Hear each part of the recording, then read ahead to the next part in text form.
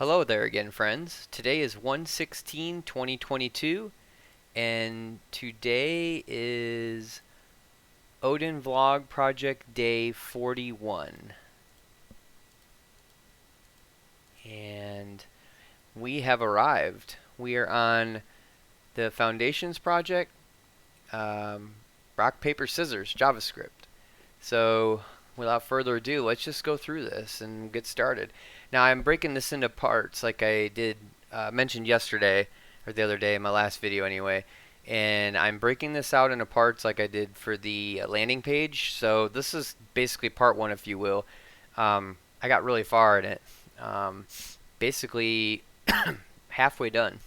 So I was on a roll, and so I kept going until I got to a good stopping point and I needed a rest, and that'll be it.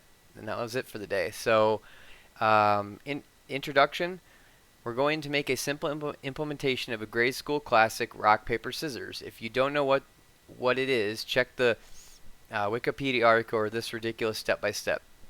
For the moment, we're just going to play the game from the browser console, but we will revisit this project in a later lesson and add a graphical user interface with buttons and text. So don't forget to keep the code on GitHub. You might also notice a live preview links in the student solutions that have a GUI. This is coming in a later lesson. When you get there, don't forget to come back and add your link. Quick start. Identify 3 ways to include JavaScript in your page. Test it out with console.log. And finally, this is your first JavaScript program build from scratch. So don't forget the previous lessons on problem solving. Plan your solution out before you write any code, and test each piece as you build it to ensure it's working before moving on to the next.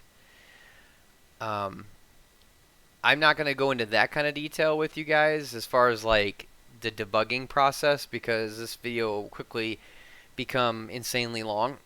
But all I'm going to do is I'm going to take you through. So if you haven't done it yet and you're really looking forward to the challenge, I would stop the video now and not because it's going to give a spoiler alert. So, not saying that my way is the correct way or the right or the only way. It's just a way. But if you haven't started yet and you plan on working on it, then you might want to wait on this video until you get down to basically step 5, because that's where I ended on this video. So, or that's why we'll end for this video. So basically, let's just get started here.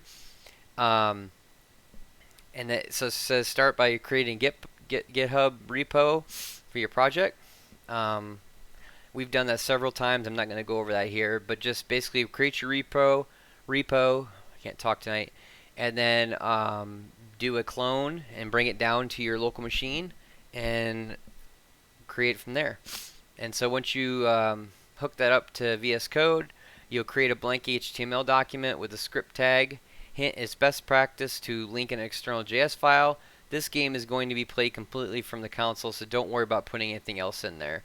So basically what I did is I wrote, as we have been, I wrote all my JS in the script tag of the HTML. I didn't link to any external JS file, just as they described. So your game is going to be played against a computer. So begin with a function called computer play that will randomly return either rock, paper, or scissors.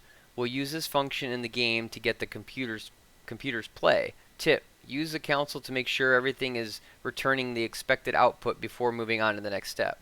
So the first thing I did on this first step is I wrote my pseudocode out on a piece of paper. And basically I wrote my function out, and I kind of went through the algorithm in my head and sketched some notes on my paper, some pseudocode, and then got right into the editor. So let's hop over there.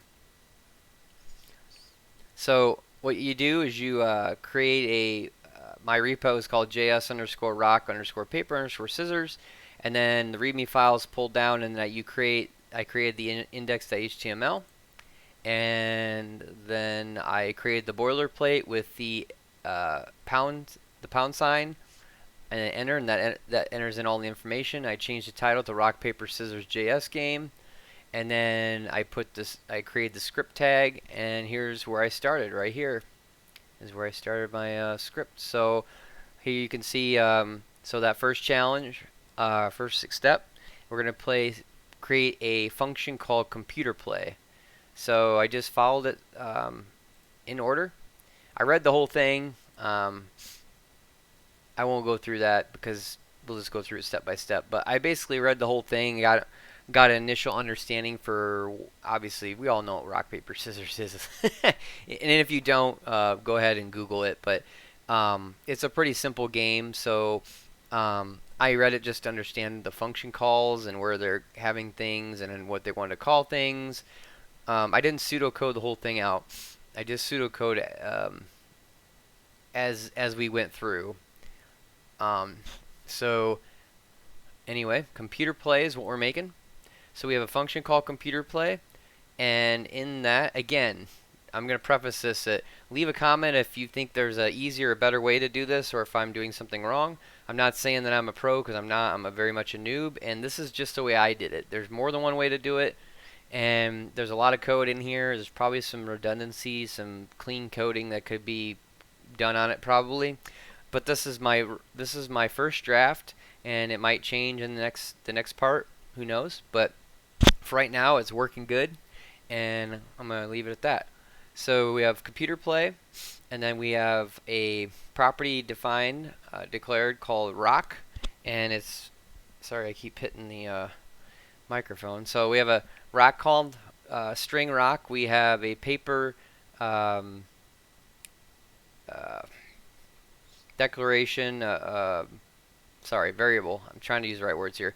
Variable that taken on the string paper, a variable scissors that takes on the property of scissors, and I have a get random value variable that takes on math.random. So what this is, basically, if you guys don't remember, we kind of went over this in one of my older videos, but math.random will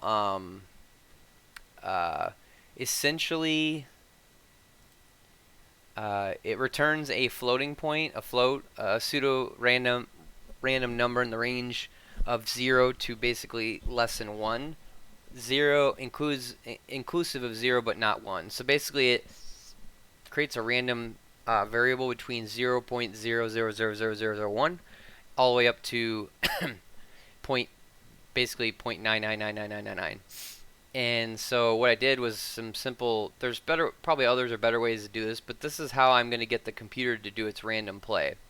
So what that does is generates that random number, and it puts into value get random value, and then you see here I have commented out the get random value because I went through console.log as you should when you're writing this out to make sure that you're getting the values you expected. So I ran that to make sure that the math.random was working, and it was giving me ranges between 0.01 and 0.99. So what I did was I divided that by 3, because if you know with rock paper scissors you have a 3 chance of getting a variable. You know, you have rock, paper, and scissors. There's no other option. So what I have here is I have an if statement. So I have if get random value is equal to or less than 0.33, which is basically every 0.33 is divisible by 3 to get to 0.99 essentially. So if it's under 0.33 or equal, it's going to return rock. And again, did some debugging here too along the way, but it's going to return rock, which in this case, again, this may not be correct, but so it's going to go up here and rock equals the string rock. So it's going to return the string rock. Else, if it's not that and it's equal to or less than 0.66, it's going to return paper. So it's going to return the string paper inside the variable. Or else, I just did an else because if it's not less than 0.33 and it's not less than 0.66, it has to be above 0.66. So we don't really need. I had originally had a conditional statement in there, but it doesn't really. It's not necessary. So we excuse me. So we end it with an else return scissors, which is in a string scissors inside that variable, and that's that part. So that satisfies this part of computer play, and it randomly return, and that, like we just talked about, that math.random. So we'll associate. So every time you run the code, it's going to create a different variable, and depending on that variable, you will get a rock, a paper, or scissors. So that's that. If that makes sense. If that doesn't, rewind. I don't want to spend too much time on it. Rewind and listen again. We'll use this function for the game to make the computers play. And there's the tip for the console.log that you guys see me doing. Step 4. Next one is write a function that plays a single round of rock, paper, scissors. This one gets pretty involved. At least mine does anyway. The function should take two parameters, the place selection and computer selection, and then return a string that declares the winner of the round, like so. You lose, paper beats rock, for example. And it says subheading 1. We'll come back to that, but it says make sure your function's player selection parameter case insensitive, so users can put rock, rock, capital R, capital K, or any variation basically. Make it basically insensitive, case insensitive. So what we did is, again, this is very verbose. Again, this isn't the only way. It may not be the best way, but it's my way. It's how I did it. Man, this scroll doesn't work very good when you zoom in. So I hope you can read it okay. Create a function called play round, as it said, and it's taking in two parameters: first letter cap and computer selection, and you'll see why it says first letter cap, because actually in the instructions here it gives you a code snippet and it actually tells you what to use. Right here they're telling you to use player selection and computer selection. I chose a different variable. I did have player selection in here, and I changed it to the first letter cap, and I'll get to that at the end, so just hang tight on that part. So, and then we have a constant player selection, a constant, excuse me, and then a constant computer selection variable, and so we'll get to those two in a minute. So inside the function, it's taking in those two variables, and then we have a let tie. Again, I define the variables right, wrong, or indifferent. I define my variables inside the function so they can be used by the function itself. So basically, it's very verbose, but tie equals, it's a string, it's a tie you've selected, and then concatenate first letter cap, which is going to be the variable of the user selected rock, paper, scissors against the computer, plus another concatenation for and the computer selected, and then there's the computer selection. And we'll get into this below, but just hang tight for that part. And then, so basically, there's paper beat rock, which you win. You're selected first. It's all the same thing basically. It's a tie. You win, you lose, and then there's variations of that. And I was very verbose with this, as you can see. I have rock, beat, scissors. All my variables only do one thing as per the instructions in the text, and they only hold one value. So that's why there's so many of them, and that's why they're very verbose. So if you go down here, there's some embedded if-else statements, as we've seen before, and as I had in my other function.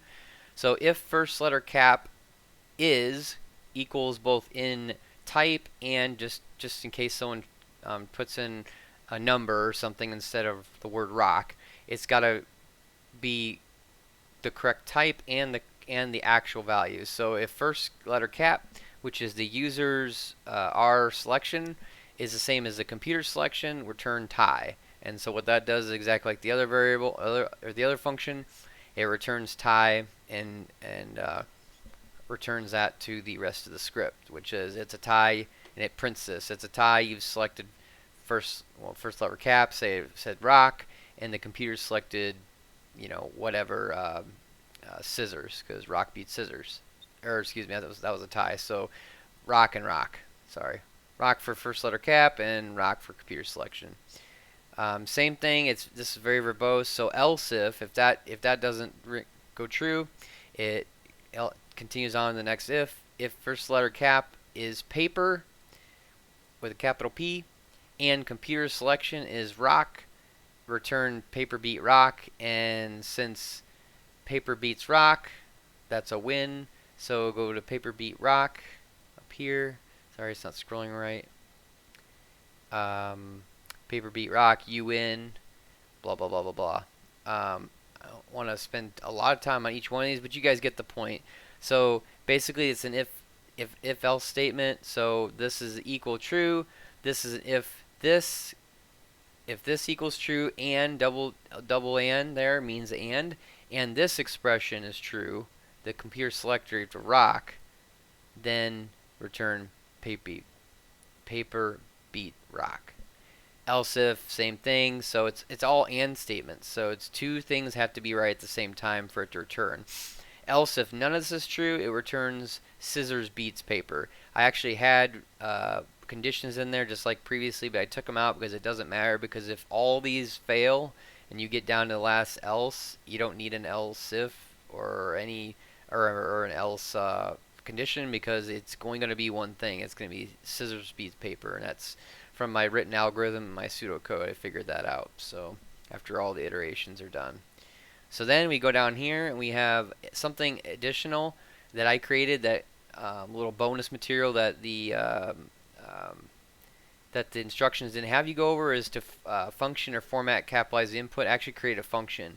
That's this number 1 here, basically making it in case insensitive. So I started typing it out inside of my function up here, the play function, play the round, but it wasn't making sense, and I was like, you know what, I'm going to make a function out of it. So I made a function. If you remember, this looks really familiar. We did the exercise and recording on this already, creating this capitalized function.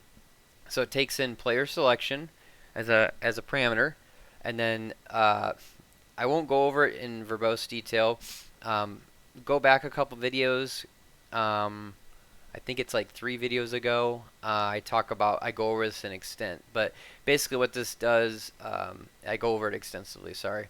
But basically what this does is creates a variable called all lowercase, and player selection is whatever the user typed in, it puts it all to lowercase, and then the second line is first letter cap gets the resolve of all lowercase dot char at 0, which means that's the first character, and that puts that to uppercase. So rock would be capital R, and then concatenates all lowercase slice 1, meaning it takes everything else that was available after char 0 and puts that to lowercase. So rock would be just like this: capital R, small o, small c, small k. You get the point. Same thing with paper, and same thing with scissors.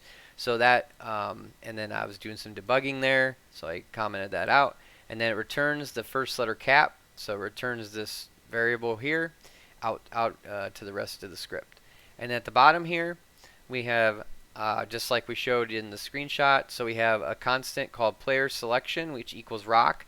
This will change in the next video. This is just how they have you do it right now for debugging purposes. So basically the player selection will always be rock. And there's another constant called computer selection, and that takes on and initializes and calls computer play. So what happens was, what this line does is this runs the computer play, our very first function. So that runs this entire function and stores that return, whether it's rock, paper, scissors, based on the algorithm. It will put that random algorithm value in computer selection. And then the last line is you have console.log. So we're going to write out the console, and then starting in the innermost parentheses, we have we're going to call capitalize, and that's because we need to transform player selection to first letter cap. So what it does is capitalize will run, and it'll run the player selection parameter. So then it'll go up and run this. So it'll take player selection, which is in this case, sorry about the tooltips getting in the way, rock. It'll stick it in there, and it'll transform it to capital R, O-C-K, small o-c, small c-k. And then that's going to take, then it takes that and takes the computer selection, which is the computer play. So it runs that, and then it takes all that and puts into play round. So then it takes those two variables. So it takes basically the capitalization of rock, and then the computer selection variable that's ran from computer play, and it's going to run it through playground. I know it sounds weird. It's hard to explain. There's quite a few functions running here, and then it's going to run that through playground, which is this one right here, the big one. So it's going to determine who wins and who loses and prints it out. So I hope I did a good job explaining that. If you need to, rewind it a little bit. So just going over it again, we're at 20 minutes here, but going over it again, computer selection was a constant receive, and it's constant because computer play, once you run it once, it's not going to change until it's ran again, so you can get away with using a constant variable. So that value of rock, paper, scissors, and remember that value of either 0.33, 0.66, or 0.99, depending on where that random number falls, it will get applied to computer selection. Computer selection is inputted in along with player selection into play around, and then capitalize runs on player selection, which is right here, to get that transform, to get that first letter cap. So that's why when you come up and transform, you have first letter cap here instead of player selection, because you can't run player selection because I transformed it with capitalize. So if you